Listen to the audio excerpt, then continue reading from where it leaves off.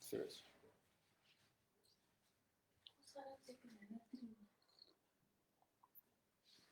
Hello. Good evening, everyone.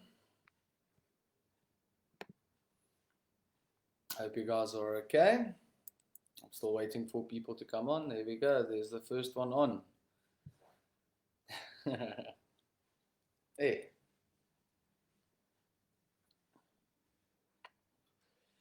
Okay, so I'm just waiting for more people to come on and then I'm going to start sharing. Hi, Gainal. How are you?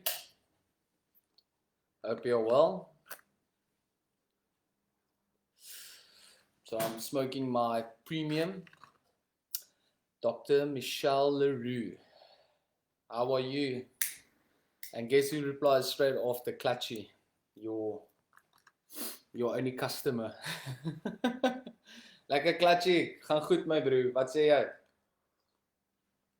DJ my OG. How's it? Unlimited inches. Ah, fine. Yeah, man. Langklos.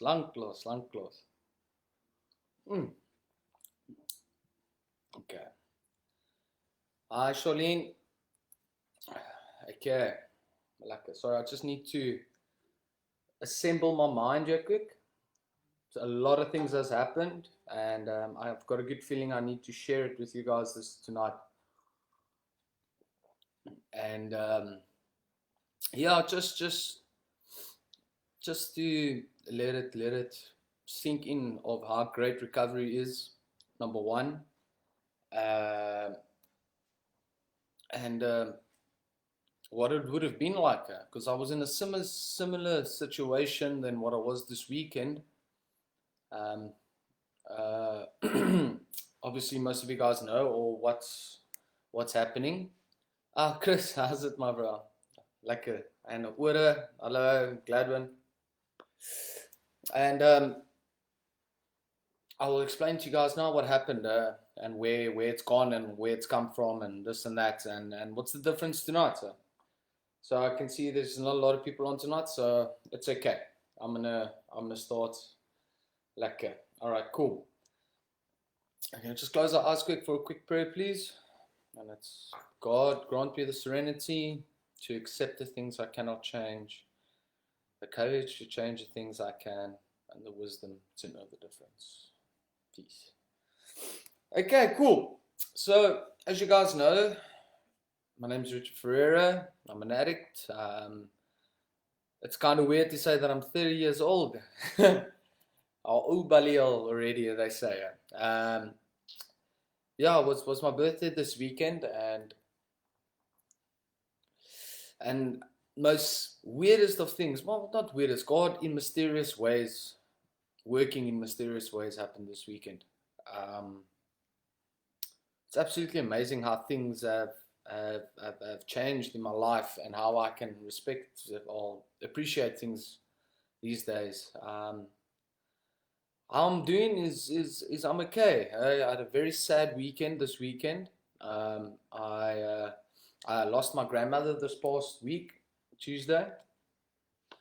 From old age, obviously, she was a very godly woman, and she touched so much people tonight these days. She used to teach children and everyone writing and reading and learning. And she just opened up churches here and there, and it was absolutely amazing woman. And it's sad to see someone go like that. So,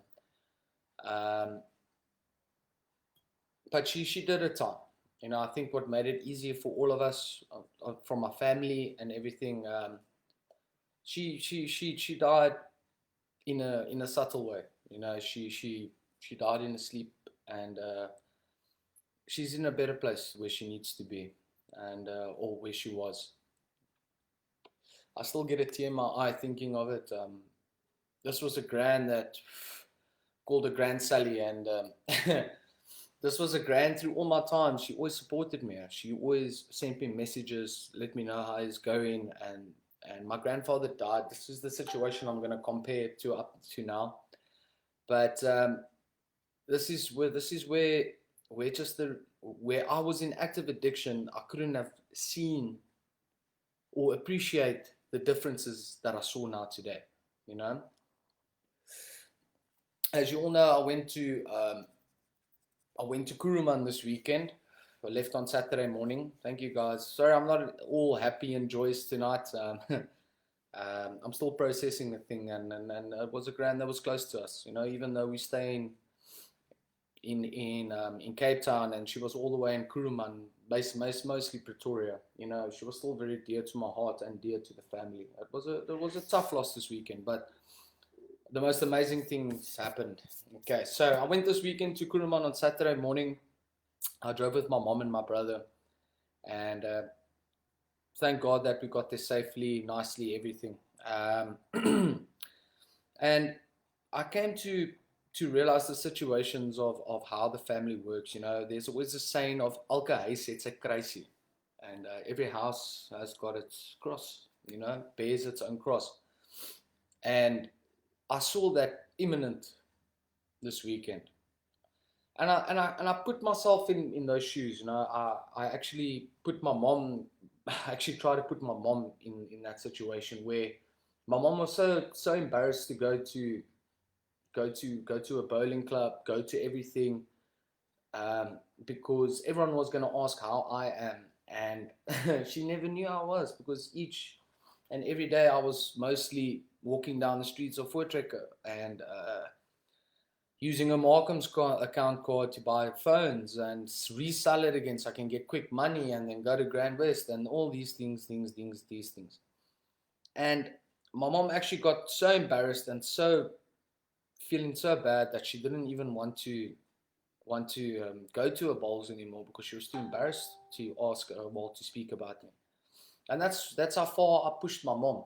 You know, that's exactly how far I pushed my mom, where she had to show me tough love and everything.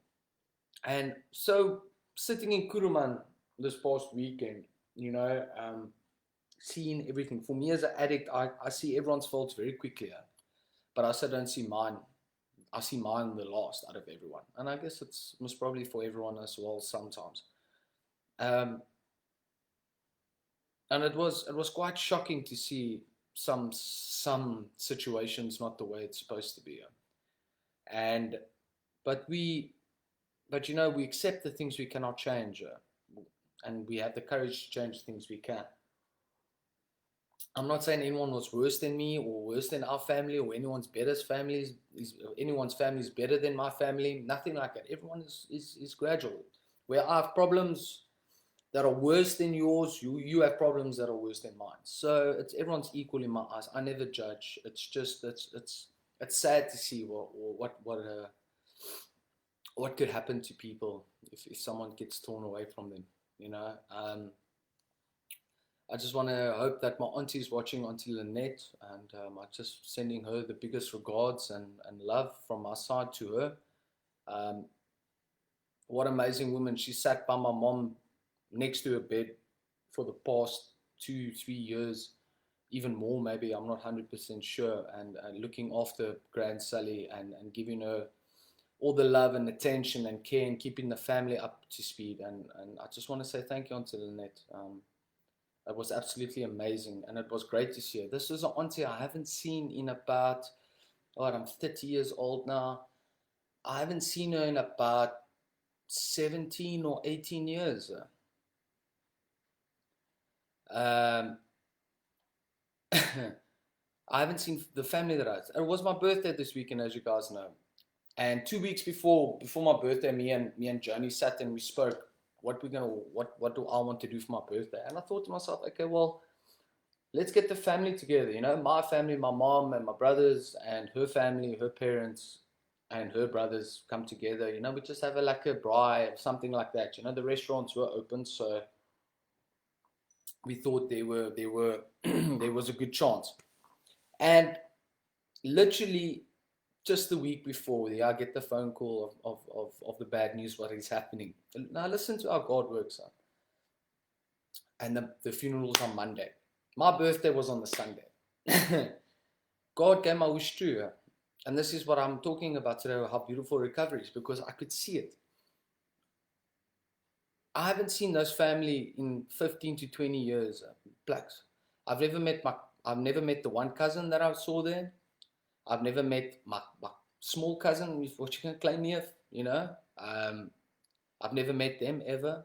I've never met, oh, well, yeah, okay, no, it was just those two. Or my small cousin, which is a girl, Jessica, Joshua and Jessica. And if I was drugging and things, I wouldn't have realized where it was taking me, or who they were, or even make an attempt to meet them, you know. And we sat there around getting to Auntie Lynette's house, and we sat and we had a braai. Obviously awkward at first, you know, everyone is checking who's who and this and that, and even though it's family.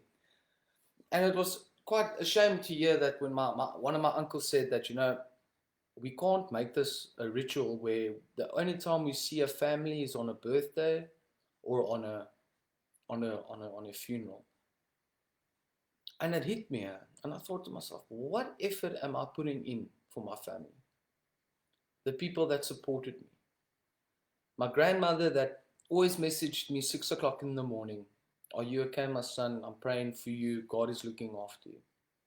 What effort has me as a human being giving away from myself to my fellow human being, to my family, my blood? I felt shit. We had a beautiful ceremony at Kuruman. Can you actually believe it? My grandmother is a very Christian woman, absolutely beautiful Christian woman. And she had a funeral in a biker's church, which is quite ironic. But I tell you, that pastor was probably, he gave one hell of a sermon, and a good one. And he taught, and he spoke the truth, exactly what it is. Obviously, crying my lungs out with my mom. You know, these are the emotions that I felt. I wouldn't have felt anything. Now, where the difference comes, excuse me, that's our food saying it's done, like lasagna, hardcore journey.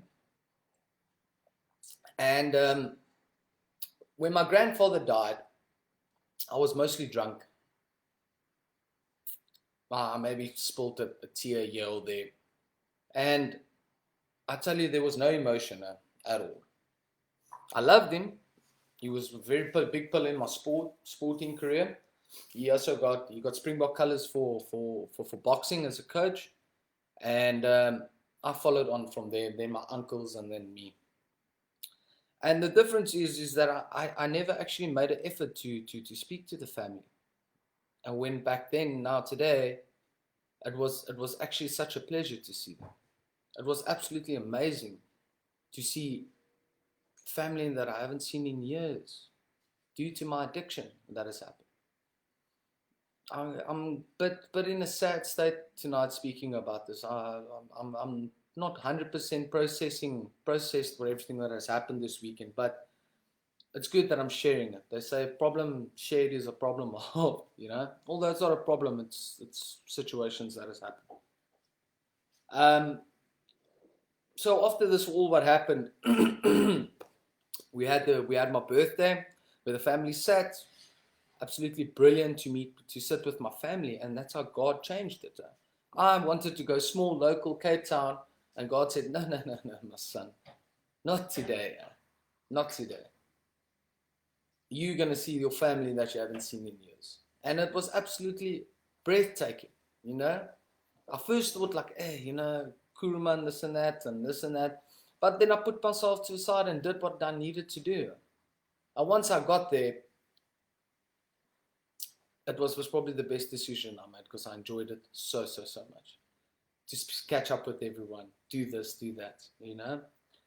And the amazing thing about God is as well, the day that we buried my grandmother, or had the ceremony for my grandmother, that night, that afternoon, my cousin just delivered his second baby. Absolutely amazing. Where there's death, there's life. So I'm just speaking from the heart tonight. I haven't written anything down for the first time for a meeting in very long time, except when me and Joni were speaking. And I'm just speaking from the heart, and whatever the God tells me to say, I tell you guys. I see there's 50 people, which is quite nice. It's good to hear, and I hope the people don't get bored of mine.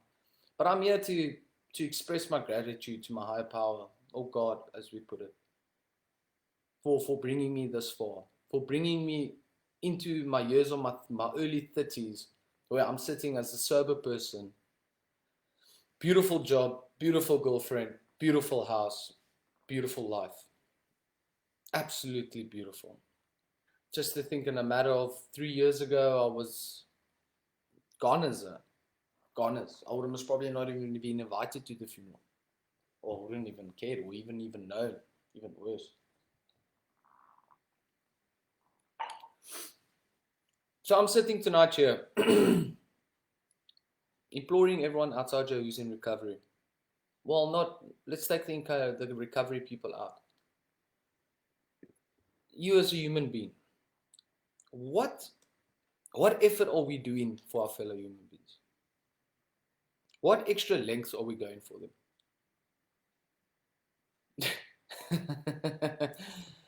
Oh, it's beautiful when your boss is in recovery and he still talks work here on a live feed. What are we doing? What we doing in recovery for each other, or in life for our fellow human being? With all this turmoil happening in this country, yesterday when we were driving back, we experienced the N7 being closed by trucks. We experienced the N1 being closed by trucks. The people are striking. One of the guys that were working with me, whose family stays in Zimbabwe, just heard that his brother his sister's boyfriend just walked into the shop and shot his sister and himself in the shop. The world is in perilous times. So what do we do? What do I do? Do I sit back and run, or sit back and enjoy the show while it's happening, or do I go out there and live my life? Do I go out there and try to make a change? And it's due to Mr. Hall and to RAEL where I can actually finally see this. Mr. Hall, Kurt Schuler, and the sober living actually helps a person get to where they need to be. It took me a long time to surrender. But once I surrendered, I just started flying high. I'm not going to speak about achievements or anything tonight. I'm just going to speak from the heart what is happening. Today I'm working in a beautiful house in Melkbos, where I actually can get trusted to be left alone with over 100,000 rands worth of tools. In the old days, I would have verpand that stuff.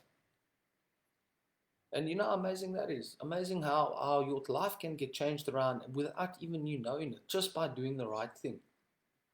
The fact that I can move from my house to my work in a car is something that most people don't have. The fact that I can come here, sorry, you guys know Sirius over there? He's tripping. The fact that I can come and walk into this house, warm house, waiting, getting home, and I've got a lovely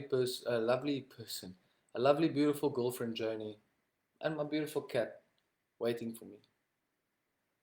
What more would I want? What more would I expect from people? What more would I expect from life? This is what I wanted. Now, the question for myself comes: when do I start becoming ungrateful? Now that I enjoy it for the next 3 to 6 months, then suddenly I've got a problem with this, I've got a problem with that. It's like getting a new job. The job is awesome for the first month. The second month, the boss is being a prick. The third month, the girl that sits next to me farts funny. And then suddenly I want to have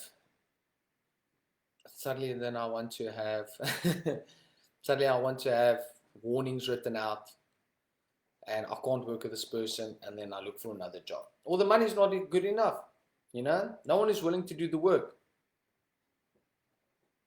Thank you, guys. Kitty is right here behind me. Look there. There we go, there we go, Legion. Serious. Yeah, he's tripping. You should buy him catnip.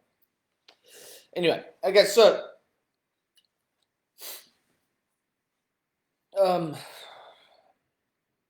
sorry guys, it's just there's a lot of things on my mind tonight about things that I want to speak about. You know, I've got an amazing mother, I've got an amazing support system. Obviously, you guys can see the name RAEL. And it's thank you to Mr. Hall and to Shula, especially. They're the ones that phone me every day, message me every day, finding out how we are. Mr. Hall kept on asking me, where am I? Even though even though apparently we all know Maida in every in every suburb. But yet it was great. It was great to speak and to know. And then obviously the new support system that I have now. I've got a beautiful woman that understands recovery, that understands me. I told her tonight that listen, I need to share, and she said, sure, go for it, with full understanding. You know, and we got all our things sorted out tonight. We got the house cleaned, everything. You know, made our food just before I can get this done. So after this, we can go have a nice shower and a nice sleep. Absolutely beautiful. Good evening, Conrad. I saw Mr. Hall absolutely ripping people these past few days. And that's right, it's good that the government is getting a bit of a script. Because the government is fucking up hard. And I'm smoking an NG just to show Becky Chele and Dlamini Zuma that we can. I used to scuttle thick cigarettes, it's not going to stop me. Anyway, okay. So on the lighter side, I had the most beautiful weekend, to be honest. The funeral, it was speaking about actions. Now, my actions towards people define me, you know. Not my past actions, not my future actions, but my present actions. I can be an asshole today, but I could also be a great person tomorrow. You understand what I'm saying? But where's my heart and my mind going? Do I really want to recover, or do I really want to just be lazy? Because unfortunately, recovery is walking up a down, going down escalator. That is just a fact. I can't not stand still. I need to move forward most of the time. Even though it feels like I'm standing still, I'm still moving forward. That's the irony of it. If I'm not ready to do this life, and I'm not ready to accept the things that I can't change, in situations that's going to happen to me, why am I still here? Why am I still doing this recovery? The fact that I injured my knee as well during wrestling, I could have gone and craped back and just stopped everything that I wanted to. But no, you know what? I looked forward and I had faith. I saw someone say I have faith. Thank you, Wira. I appreciate it, because I do have faith. I've got the most amazing faith that a person could ask for, because I know God's going to sort me out. If I keep doing the right thing will happen. And it's just amazing, because when I knee injured, Joni got a job. When Joni got a job, he moved to Cape Town. Now we got a beautiful place. And guess what? COVID-19 hit. I've got another chance to go to the Olympics next year. How's that for faith for you? How is that for God working in mysterious ways? Absolutely beautiful.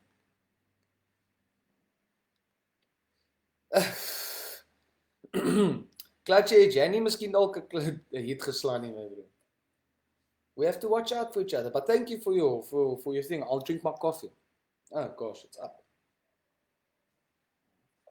Thank you, my Leafy. Johnny's sitting next to me listening to what we do. Completely correct, Garth.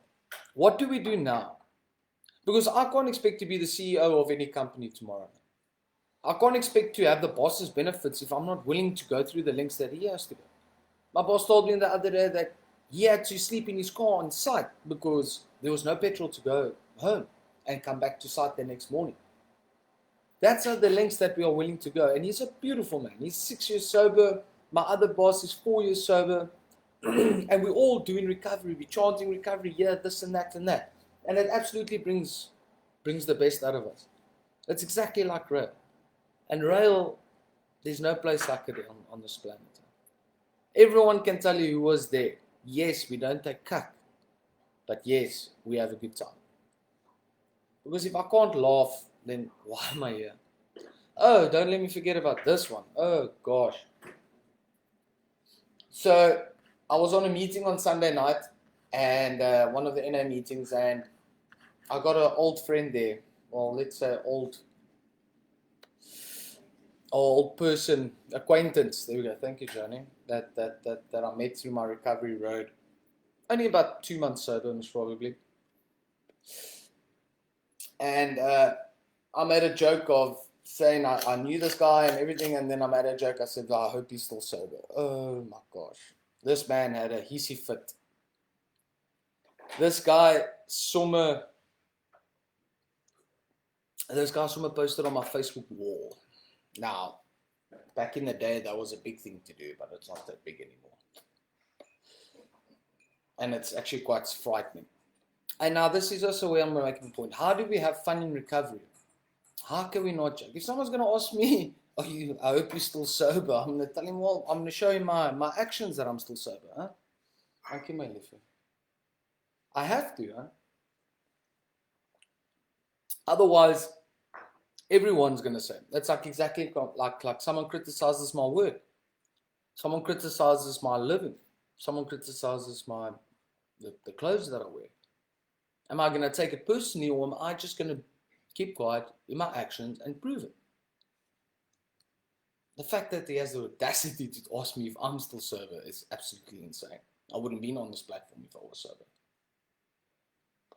But you know what? It's his recovery. I love him for who he is.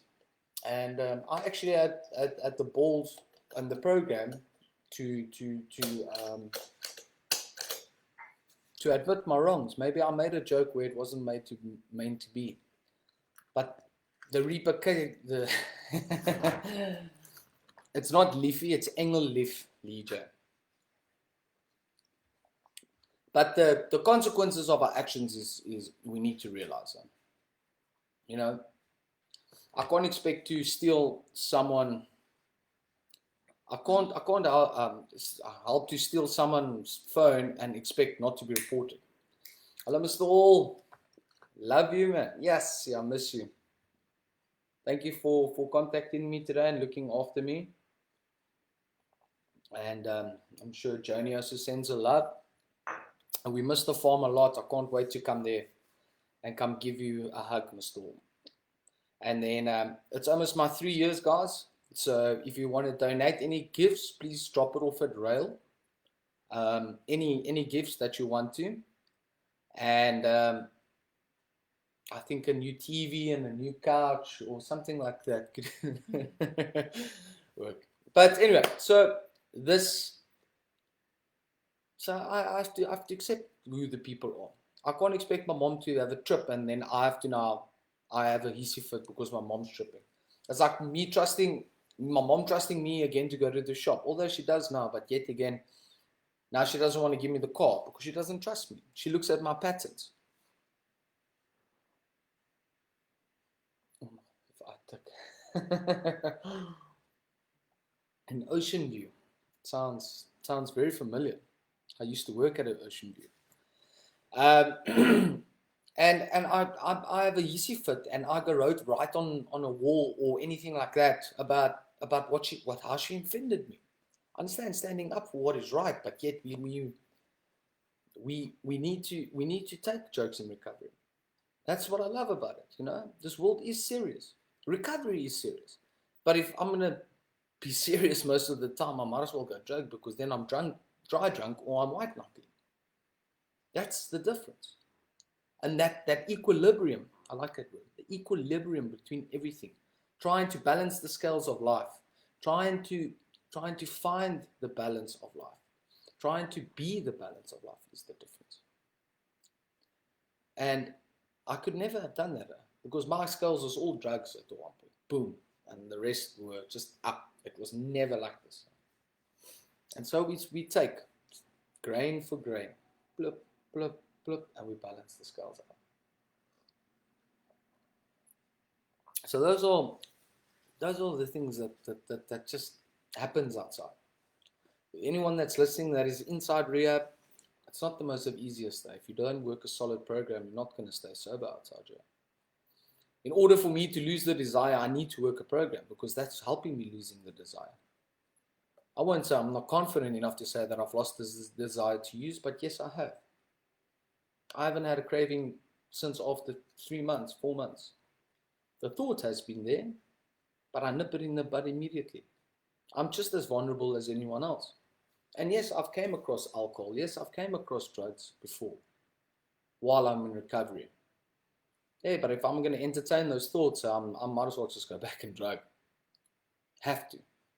I'm just as normal as anyone. I've had using dreams. I've had situations where the drugs was just right there. But do I want to do it? No, because I work a solid friend. I remind myself where I've come from and where I'm going to. I've got a beautiful cousin, Springbok. He offered me a drink. And I'm in Kuruman. I told him, if I'm going to drink that drink, I'm going to end up in Uppington tonight. It's probably burning the place down as the people are here in the noon. And he laughed at me and he thought to myself, and he thought, I could see it was weird for him. But that's the reality of it. I don't want to drink. It's okay if you offer it me, but I'm not going to judge you because you offered me. You just don't know my disease. I've got a hectic disease where if I let one thing slip, the rest is going to go on. The first day I might be fine. The second day I might be fine. But the week after that, I'll be phoning you to start drinking. And then the week after that, I'll most probably be in the pub drinking all the alcohol up. That's how our disease progresses. And I understand that because I have relapsed. They've got a saying in the AA book that no geographical movement will avoid any alcohol. An Eskimo in Iceland will offer you a bottle of whiskey, and that's exactly what happened to me. I was in Namibia, actually on the Orange River, where there's like no shops, nothing. And I relapsed on the Orange River because a guy came to me with a flask of whiskey after having the most shittest day. How? How's that possible? I guess it's true. And this book was written in 1935 or 9. Excuse me for my misknowledge, but yes. And obviously it is true. I've got the same disease as everyone else. I've also heard that, I think it was Bob that spoke to his wife, or Bill, and he says people were relapsing left, right, and center. And he went to his wife and he told him he doesn't know what to do. This program's not working. And his wife looked at him and he said, it is working. And he looked strange at her and he said, how? He says, because you are still sober. That's the most amazing part. I can only control my actions. I can only control my thoughts.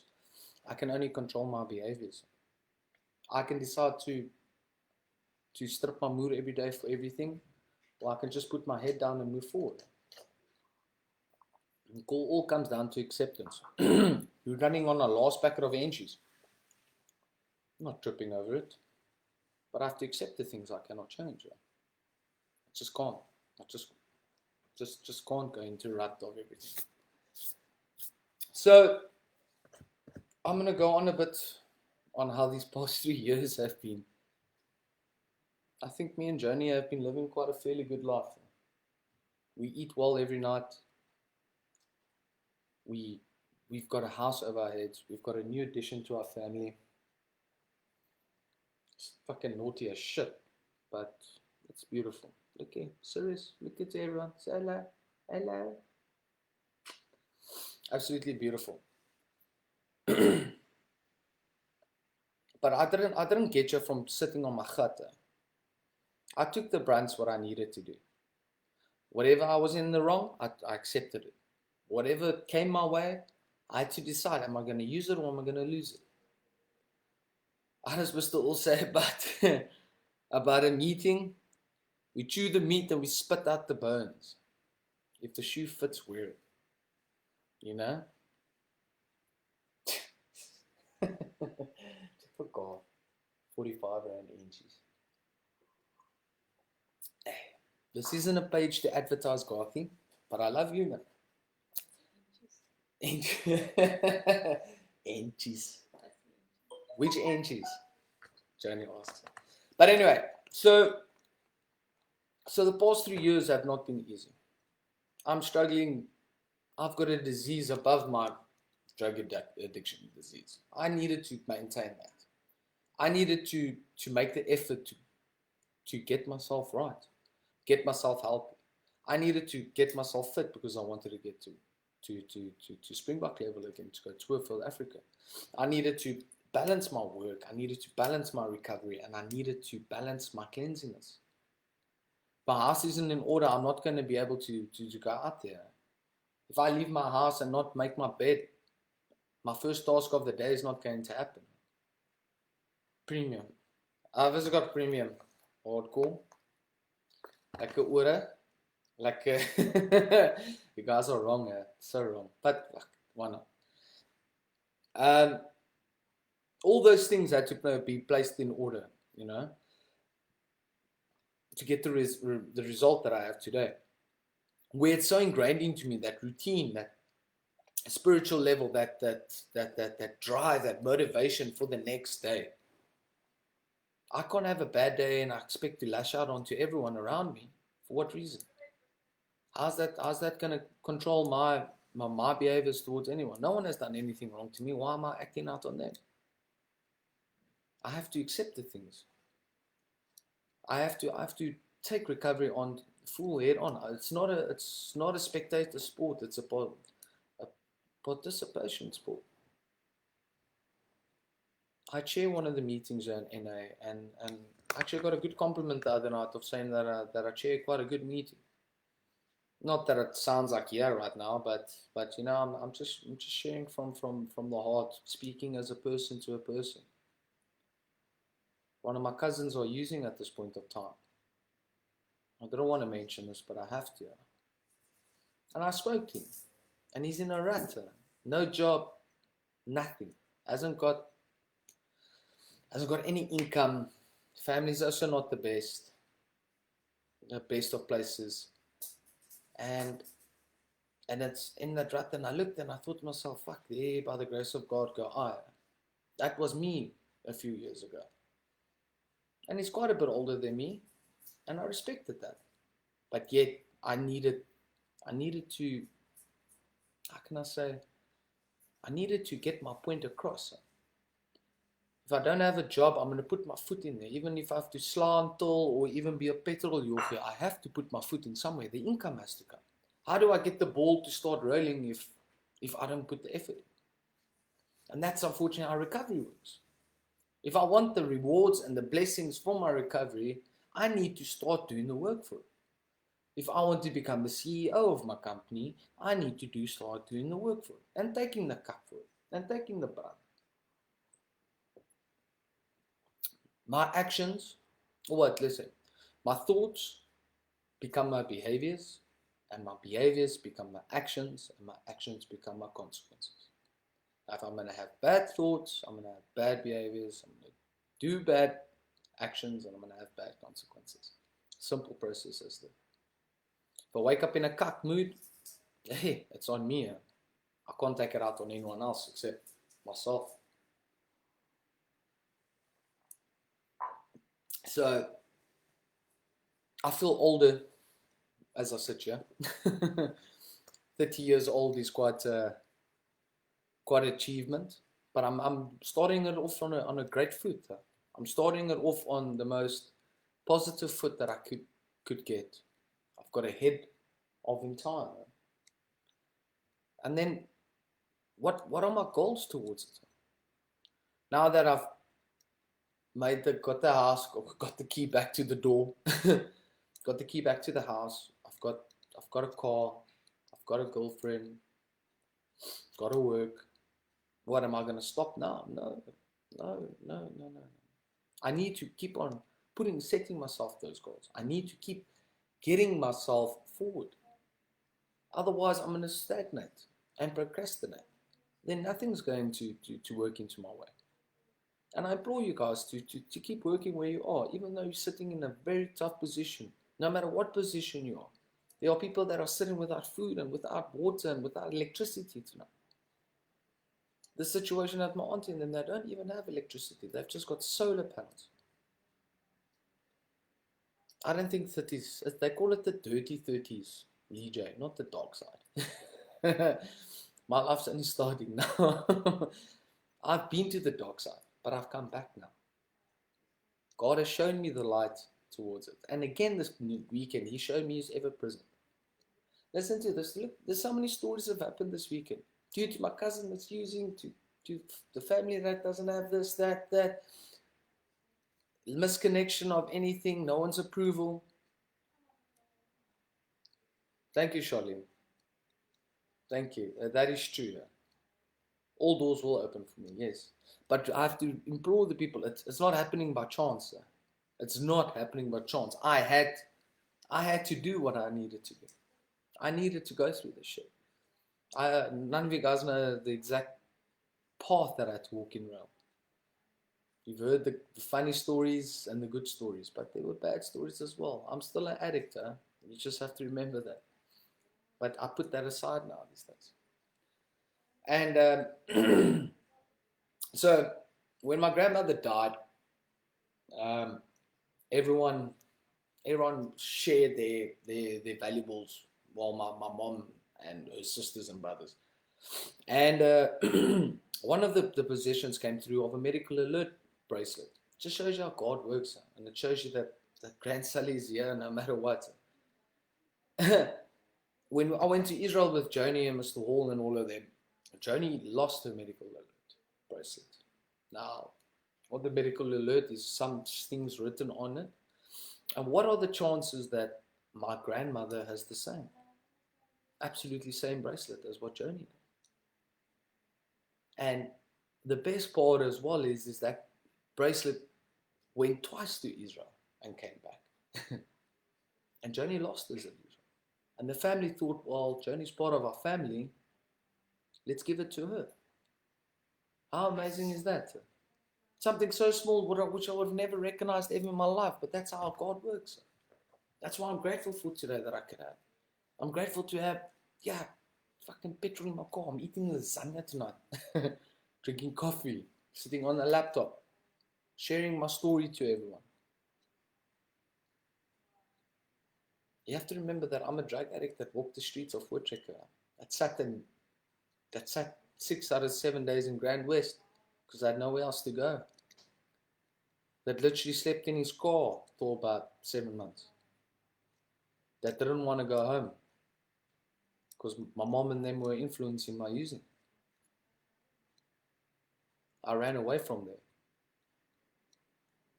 Telling my mom I'm going to a braai and pitching up 3 weeks later.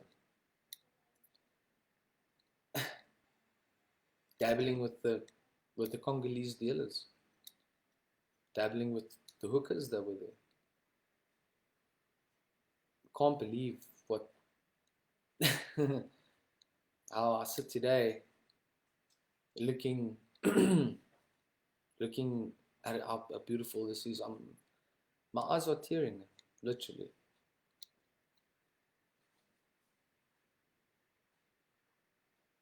This is such an amazing life that we have. Are we prepared to take it, or are we going to just throw it away? I don't even think it's the benefits of recovery, Garth. It's the rewards. It's the rewards. But I can't just thank myself. I have to thank Mr. Hall and RAEL for it. They saw the potential in me and they gave me the chance. The chance to become a sober living. The chance to become one of the people that work for Mr. Hall. And yet to become an ambassador for him outside this place. And I had to sit many long nights with him. Listen to what I was saying. And I listened carefully because I wanted what Mr. Hall had. I wanted Mr. Hall's 15 years. Or even more. I wanted sobriety. I wanted love. I wanted serenity. I wanted peace.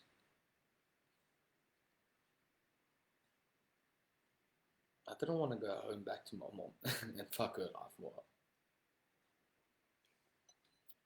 But I have to ask myself, how did I get there? How did I get from Springbok Wrestler to addict on the street?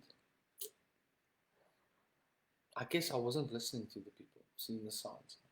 Richard knew best, always, and Richard was always right. You could tell me whatever you wanted to, I was going to take it with a pinch of salt, and I'm going to smile at you, meanwhile I'm thinking, fuck you. Sitting with the remorse and blaming everyone, blaming my parents, blaming my brothers, blaming the cat. Let's put it that way. Sitting tonight thinking, hey, how does that go? But anyway, going back on the 30s,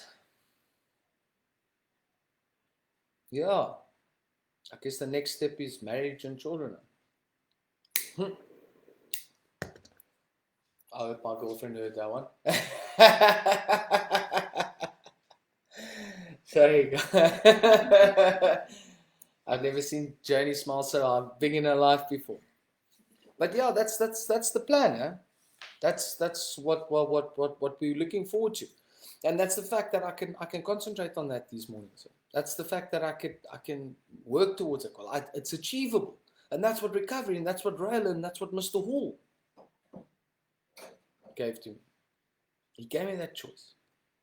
I waited for this my whole life, but I was patient. This last 3 years, I've been very patient, and now I'm sitting with it. It's just amazing how things turn out when you've actually got perseverance and persistence into something that you really want. God.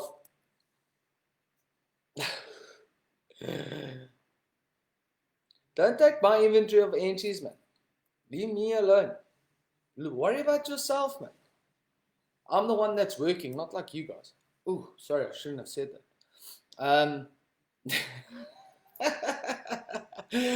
So that's where I can look at. You know, I've got absolutely beautiful goals now. I've got actually. I could actually work out. Isabel Rue, what made you realize you had to go to RAEL to get it? I'm gonna tell you a story quick of how it was. This is another God-inspired moment. I was about a week before I went to RAEL.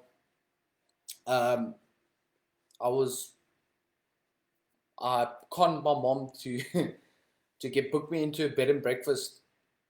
So she did. But now it's actually, I'm not going to go through the story. I was supposed to stay for 5 nights, but then I conned the people to stay for 3 nights so I could get the money and all the things. So I did. I eventually did. And then I stayed for 3 nights, and then I took the money and I went to go gamble and buy my drugs and all those things. Andre, dis 'n grap, asseblief. Dis 'n grap. Moenie opspring nou nie. So what happened is that I started after the 3 nights. I actually, I listen to Richie, sounds like people pleasing. Ek moes jou net altyd gesê het. Nou kan ek dit vir jou sê en dit eerste keer skuld ek jou nog 'n paar. Okay. Dankie Pine. Nou Johnny glo wat ek sê, because I've got integrity. Finally built it up after years. So anyway, after the 3 nights, I went to go back to the street. I went to go start. Remember, I've sold everything. I sold my phone, my mom took my car away. I had no bags, no clothes. Fuck all. And I was running around the streets for about 2 nights, 3 nights, sleeping at the dealer's house, and actually not sleeping well, just laying around. And I remember on a Sunday morning walking, I woke up at like 5:30, cut cold on Voortrekker Street. And I was walking down the streets and everything, and I don't know why, but I was busy scuttling, looking for people I know, this and that. And God told me to turn up the street one time. He just said, go, Murray, go walk up. And I did, because I had like this gut feeling. And as I was walking up the street for about 5 minutes, it's quite a long street. Yeah, I see my mom driving down with the car. Now my first reaction was, no, I don't want to see her. But then I thought about the benefit. So I sat there and she stopped at me and she told me, come climb in. So my first initial thought was, I'm going home. I'm going to go eat. I'm going to go sleep. Going to go shower because I haven't showered in quite a while. and I'm going to get money, benefit, So I went with, respected everything, and I did what I needed to do. I sat there, and once I had my first cup of coffee, my mom asked me, "Come sit by me, and we need to talk." And then she showed me RAEL. Now, my first initial thought was a farm, and I've heard of rehabs that have farms that apparently you work hard labor and all these things. And I thought to myself, I'm not going to do this. But then my mom called me and told me, listen, if you go for a month, I'll sort you out with playing. I'll sort you out with staying place as a flat or anything. So my mom conned me. She learned from the master. And 2 years, 8 months later, I left. I love you, Mom. And so I went there, and I didn't want to be there. But I saw the benefit at the end. That's why I went around. I saw my mom promised me something which most of the parents do to their addicts. If you go out to rehab and you come out, you'll get a new car. And that's how she conned me, not knowing actually that I needed that place to save my life. That was the beautiful part of it.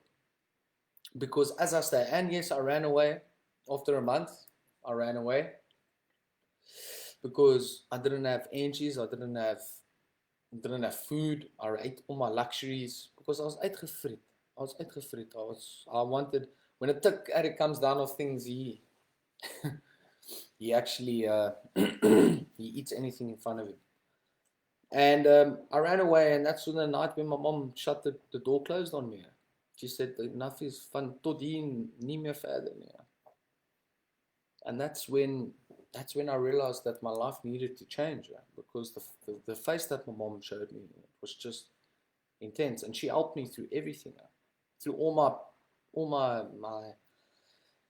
my court sessions, through all my shit, stealing this and that. Yeah, she did, Michelle. She definitely did. But look at the result today. So when I got to RAEL, I didn't spark at them. I didn't spark the confrontation of Mr. Hall. I didn't like the people that was there. No one liked me there at that point of time either, because I was fucked. I was fucked in the head. But yet I still stayed. I had nowhere to go. So I guess, but the ungratefulness was still there. Unlimited energies. The ungratefulness was still there, I still looked at everything wrong and this and that, but I wasn't looking at the things that were going right. I wasn't looking at the sober livings that were staying. Graham at the point of time, Sean Walters, Kurt Pretorius, all of them, Jan Destru, all of those guys, they were big guys back then. And they were the guys that were my, at that point of time, my statues of recovery. I was looking up to them. Later on, let's put it that way. And I guess that was the point of where I realized that I needed to change who I am when I got home and my mom closed the door on me. Well, I had nowhere else to go, because then I was back on the streets. And they were still going back. It's even worse than that, because when I went back, I heard my mom over here. I overheard my mom telling her fiance that she could only afford 3 months. So I thought I was only going to stay for 3 months. And I came with another con. And Mr. Hall caught me out on that con. But I sit and I laugh about it, because that's exactly where it changed my life. At the point of 3 and 4 months staying on that farm, my life just went like that. Because then I started working, started earning my own money, and I was earning 900 Rand a month, 900 Rand a week, working for Mr. Plumber. Hands looked like what it does now. I've got gaps and everything in my hands now. And for little pay, where I had to pay rent, as my mom wasn't paying for me anymore, I needed to take responsibility. I needed to pay my way back. And then sitting with 100 Rand, 150 Rand left for the week. So the 1 week I would buy coffee, the other week I would buy sugar, and the other week I would buy milk. That's just how it rolled. And that's how I started learning to work with money, to actually spare. Not that I'm good with money. Please don't misunderstand that. But those are the implementations. I thought of this morning, actually, while I was making me lunch, that I had to buy my own jam and own peanut butter back then to make my own lunch. The bread was supplied, but that taught me what I needed to do. And then I still needed to get inches. My mom would have popped in maybe once every 3 months to come visit and give me some luxuries. That was it. From there, I had to work my way up. And I look now. And that's the beautiness of RAEL. They teach you in every situation that you can when you go up now. They teach you what to do, how to do it. But if I'm going to keep it to myself, it's never going to work. It's never going to work. So, for the mothers and the fathers out there that have got addicted children, there is hope. We as addicts are very strong-willed people. We can do whatever we want to, but we have to want to do it. We need to get the passion. So are we keep on focusing on myself tonight as a person, or am I focusing on the people around me? Am I doing what I want to do in recovery? Am I progressing as much as what I want to? But yet again, am I being grateful for what I have? Because I can promise anyone wants a house on Camps Bay Beach. But for me, the place that I am now is exactly what I wanted to do. It was probably the most beautiful thought ever last night, driving back home from Kuruman, knowing that I've got my own place, my own bed. I've got a beautiful girlfriend and a cat waiting for me at home. It just joy, filled my heart so much with joy. So tonight I'm sitting here a very grateful person. And I thank you for you guys for listening tonight. Thank you that I could spill my beans a bit out with you guys. And I hope you guys have learned, well not learned, taken something from tonight. That, you know, we do get difficult times in recovery.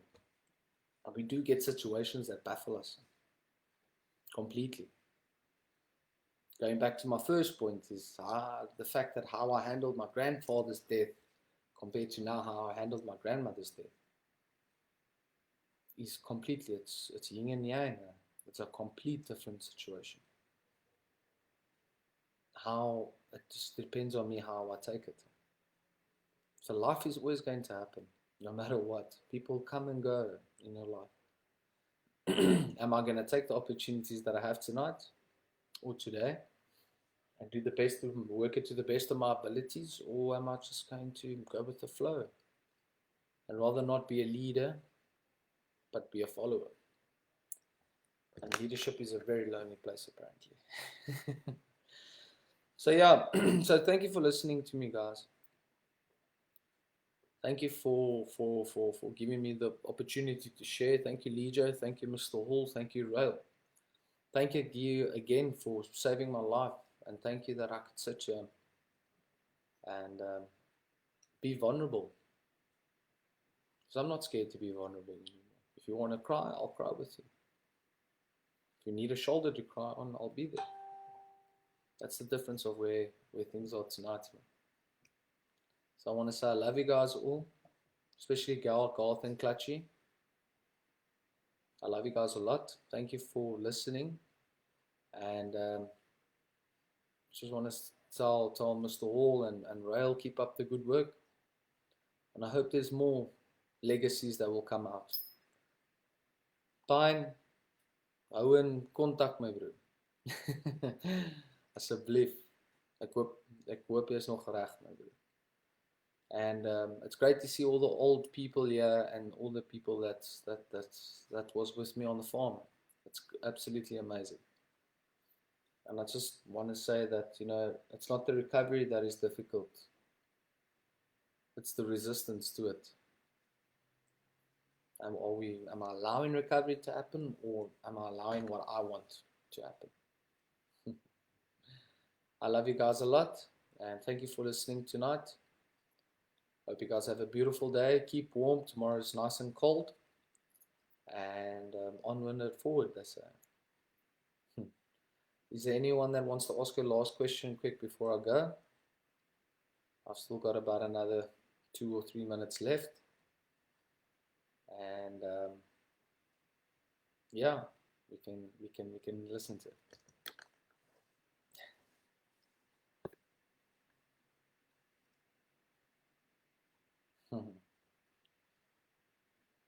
To those who don't know, that's my beautiful girl, Janie.